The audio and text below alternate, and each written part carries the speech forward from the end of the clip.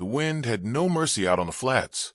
It whistled low through the brittle grass, carrying dust, ghosts, and the scent of long-dead fire.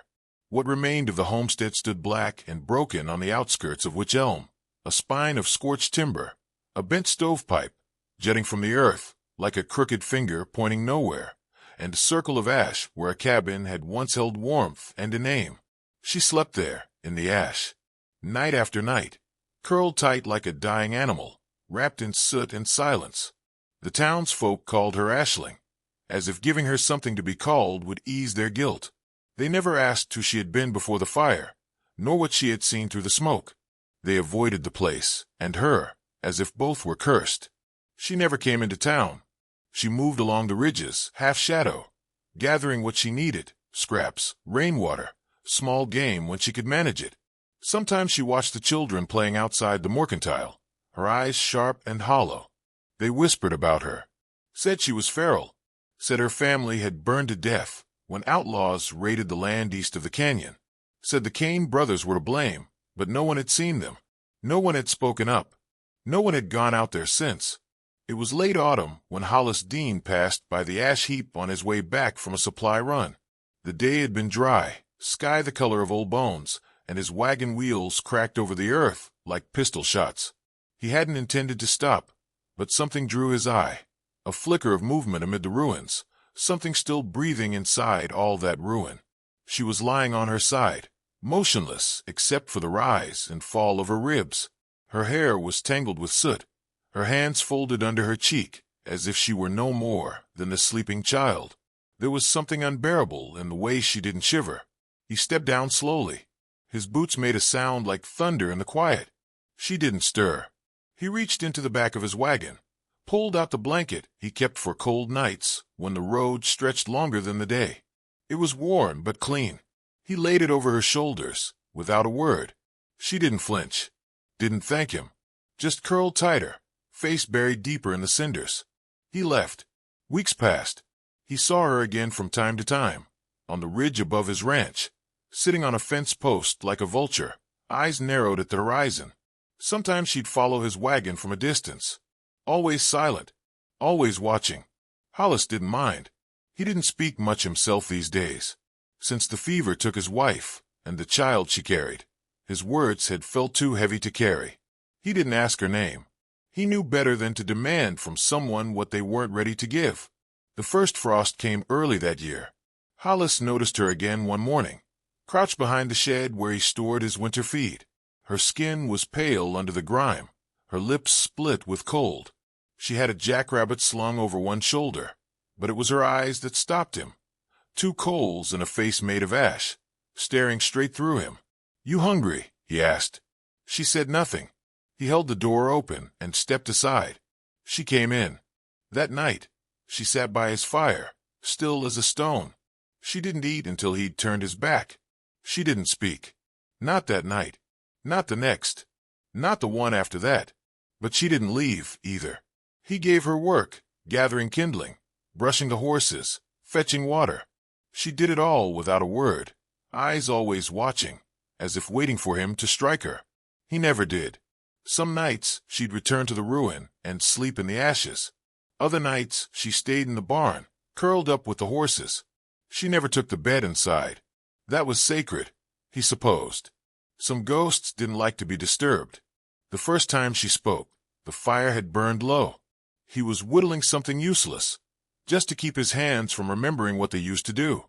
She was sitting across from him, legs tucked up, face in shadow. "Do I have a name?" she asked, barely more than a breath. He looked up. The question settled between them like dust. "You do now," he said softly. She looked at him a long time. He thought maybe she'd vanish into silence again, but then she said, "What is it?" He turned the name over in his mind. He thought of his wife, of the ache that came every morning, and the way grief clung like prairie smoke. "Mercy," he said. "That's what I'll call you." She blinked, as if surprised, not by the name, but by the giving of it. Outside, the coyotes called across the valley. The wind picked up, rattling the eaves. He offered her a second blanket, and this time she took it. Days grew shorter. Snow dusted the canyon rim. Mercy stayed. She spoke little, but moved like someone relearning what it meant to live. She helped fix fences, milked the old cow, even laughed once when the rooster chased Hollis into the feed shed. The townsfolk saw her now and then and whispered louder. One man, a drunk, made a cruel joke about firewood and orphans. Hollis didn't say a word, just looked at the man until the laughter died in his throat. People left them alone after that. He never asked what she remembered. She never said. But sometimes, in the quiet before dawn, she'd stand in the yard, face lifted to the sky, hands clenched at her sides like someone praying with their fists. Hollis watched from the window, saying nothing. He understood the shape of grief, understood the way it hardened into silence and shame. She didn't need a sermon. She needed a place to belong. And so he gave her that, too. One evening, as the sky bruised into dusk, Mercy stood by the paddock and watched the horizon for a long time. Hollis joined her. Said nothing. She glanced up at him. You think they'll come back? He didn't ask who. He knew. They always do, he said. The kind that burn things down. They don't know how to leave ashes alone. She nodded, jaw tight. Then I'll be ready. He looked at her then, really looked. At the strength growing beneath the quiet, the fire behind the eyes. The way she held herself like someone who remembered pain and chose to carry it, not hide it. She wasn't just a girl anymore. He didn't smile, but his voice was warm. You've got more in you than they ever will. She didn't respond, just turned back to the horizon. And for the first time, she stood tall in the ashes. Spring came slow to Wych Elm. The thaw crept across the land like a cautious animal, melting the edges of the frostbite, but leaving the marrow of winter intact. On Hollis Dean's ranch, the fences needed mending. The soil turned, the cattle moved. Mercy worked alongside him, quiet and lean, sleeves rolled to the elbows, hands blistered but steady.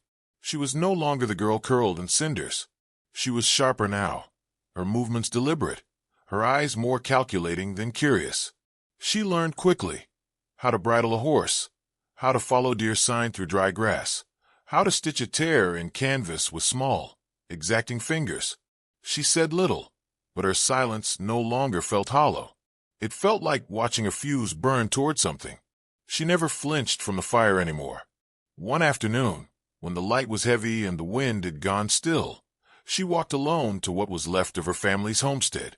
The ash had scattered, blown across the prairie like powdered bone. But something drew her there, to the core of ruin. She knelt, hands brushing through the dust, the motion neither frantic nor reverent, just patient. Then she found it, half buried beneath a scorched floorboard, wrapped in a charred scrap of cloth. Her father's revolver. The metal was blackened, the handle scorched, but she recognized the weight of it. The cold, familiar shape fit her hand as if it had waited for her. She stood there for a long time, turning it over, thumb tracing the cylinder, eyes unreadable. That night, she didn't return to the ranch house. She slept near the ruins again, the revolver tucked against her side like a heartbeat. 3 days later, the Kane brothers came back. They rode in at dusk, 5 of them now, older and slower, but still swaggering like the world owed them something. Dust cloaked their boots, blood crusted on their jackets. They brought noise, guns fired into the sky, laughter sharp and cruel, voices daring anyone to challenge them. No one did. The sheriff shut his door. The saloon keeper poured drinks with shaking hands. One of the Kane boys, Lucas, or maybe it was Jude, pissed on the church steps and spat through the broken window. Mercy watched from the edge of town, still as stone beneath the awning of the feed store. Her eyes tracked every movement, her jaw clenched so tight it trembled. They hadn't recognized her. Not yet. But she remembered everything. The night of the fire came back in waves, her mother's scream splitting the dark, her brother's feet scrabbling against the wooden floor, her father shouting from outside as the flames took hold. She'd hidden under the bed, the heat baking the breath from her lungs, the smell of burning hair and gunpowder thick as sin. And over it all, the Kane brothers' laughter, joyful, unhurried, like they were lighting candles instead of lives. Later that night, Hollis found her behind the barn, her hands wrapped in rags, the revolver disassembled on a flat stone. She was cleaning it, polishing every blackened part with methodical precision. When he stepped closer, she didn't look up. "You know what that is," he said softly. "I know exactly what it is." His voice turned heavier. "That path you're walking, it don't come back easy." "I'm not walking it," she murmured. "I'm already on it." He sat beside her in the dirt, knees creaking like old floorboards. The wind rustled the dry grass. For a long moment, neither spoke. Then Hollis said, "You think I never carried one of those? Think I don't know the itch in your blood?" She glanced sideways, expression unreadable. "I used to ride with men like them," he said. "We'd take whatever we wanted, burn what we didn't. Left a trail of graves behind us so long, I stopped counting. And for what? Gold. Women. A name feared enough to echo." Mercy's hand paused mid-motion. Her brow furrowed, but she stayed silent. "I met her in a town called Sable Cross. She ran a mission, fed folks who couldn't feed themselves, had hands like sunlight. I thought she was foolish. She thought I was broken. We were both right." His throat tightened. "She gave me God. I gave her a child. Only one of them survived." A long breath hung between them. "She died birthing hope into this world," he said. "And I ain't touched a gun since. Until I saw you in that ash." Mercy returned to the revolver, clicked the cylinder into place, stared down its length like it was a memory she'd finally caught. "I'm not your daughter," she said, voice flat. Hollis didn't flinch. "Maybe not, but I was your blanket." She looked at him then, really looked, and something in her eyes cracked, just for a second. "I won't be like them," she whispered. "Then you better be damn sure." She trained in secret, mornings before sunup, behind the barn where no one passed.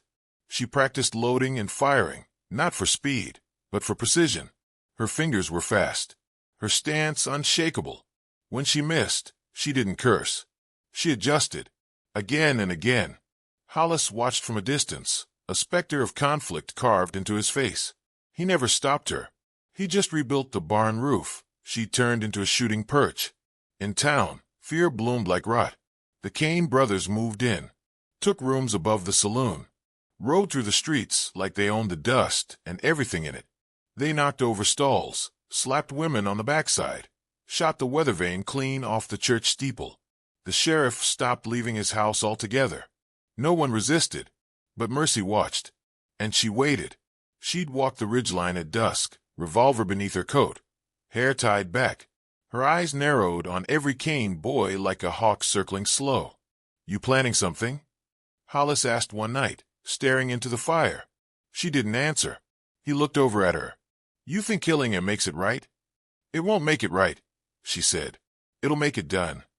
He leaned back, sighing. "Justice ain't always what you think it is." She didn't blink. "Then it's time for something else." That night, a storm rolled across the plains. The sky opened like a wound. Thunder cracked overhead, and the rain came down in sheets. In the barn, Mercy sat cross-legged, the revolver across her lap. Hollis stood in the doorway, a silhouette against the lightning.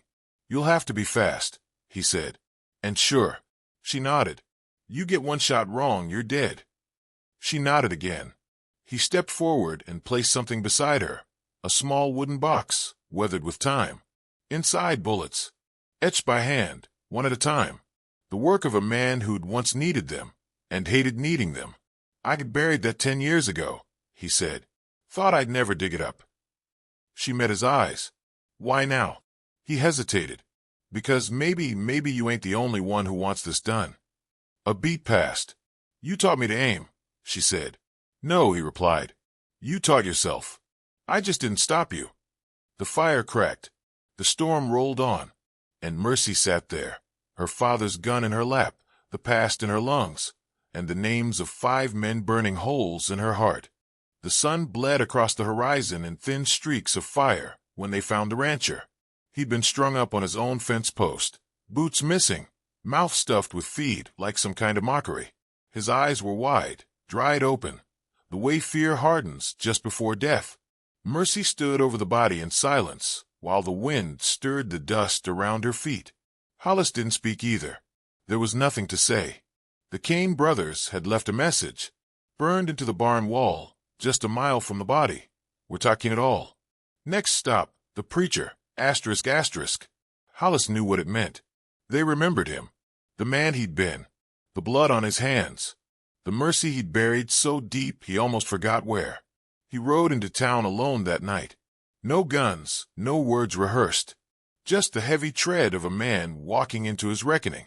The Kane gang was holed up outside town, nestled in the mouth of Sable Canyon. Tents pitched like a battlefield and bottles already half-drained. Hollis stepped through their firelight like he belonged there. The moment they saw him, silence followed, but not out of fear, out of recognition. "Well, I'll be damned," growled Jude Kane, rising from his stool. "If it ain't the holy killer himself. Ain't seen you since we robbed that silver train in '72. "I didn't come to talk history," Hollis said, voice low and steady. "Just came to ask you to leave. Leave the girl. Leave the land. Go somewhere your ghosts won't follow." Lucas Kane spat into the fire. "You think we scare that easy, preacher? I think you remember what I was before I found my cross." They laughed. Then they beat him until his teeth cracked and the blood ran down his neck like baptismal water. They burned his barn, shot his horse, left him in the dirt. That's how Mercy found him, crumpled beneath the ash-gray sky, bones rattling under the skin. He looked up at her through one good eye, barely breathing. She knelt beside him. "Why didn't you fight?" "I thought maybe words could end it," he whispered. "They only understand fire." He grunted. "Then give it to him." She didn't cry. She didn't rage.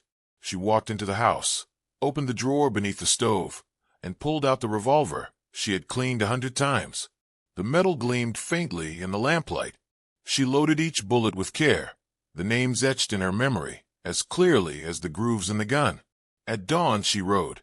No saddle, no rifle, just her father's revolver, the gray duster Hollis had given her, and the ash in her blood.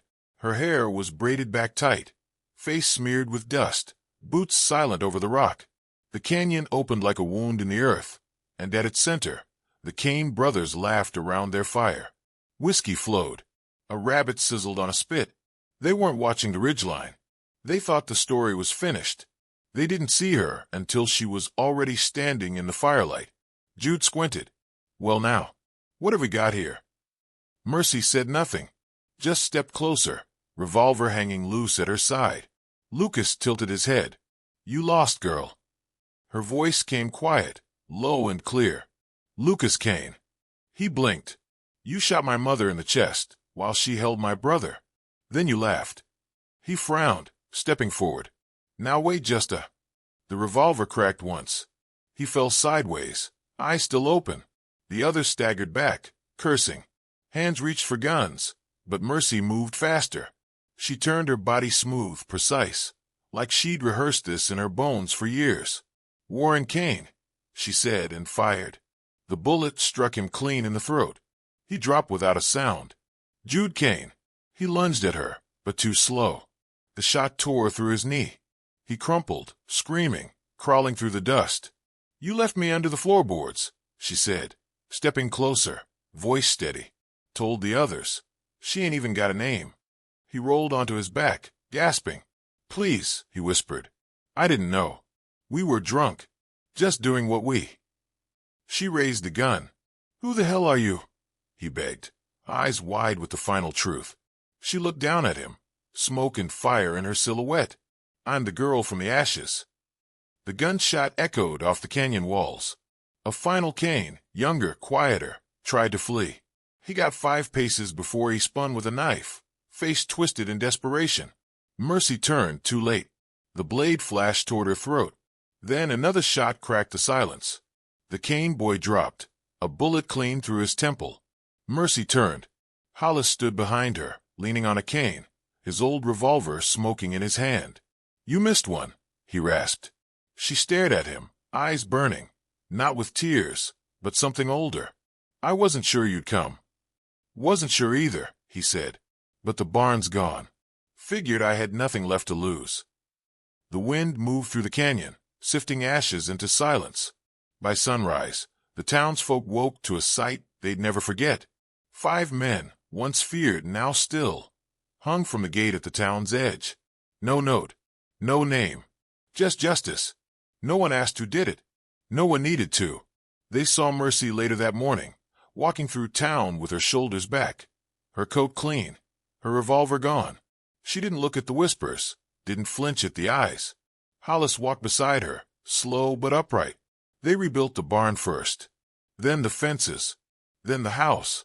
Together. Weeks passed, and someone noticed a new sign carved above the porch, rough lettering, steady hands. Mercy Ranch. No one dared mock it. They understood what the name meant now. She didn't sleep in ashes anymore. She stood in sunlight, worked with fire in her chest and peace in her hands. And when the wind passed over the prairie, the dust whispered not of loss, but of something earned, something named. Mercy.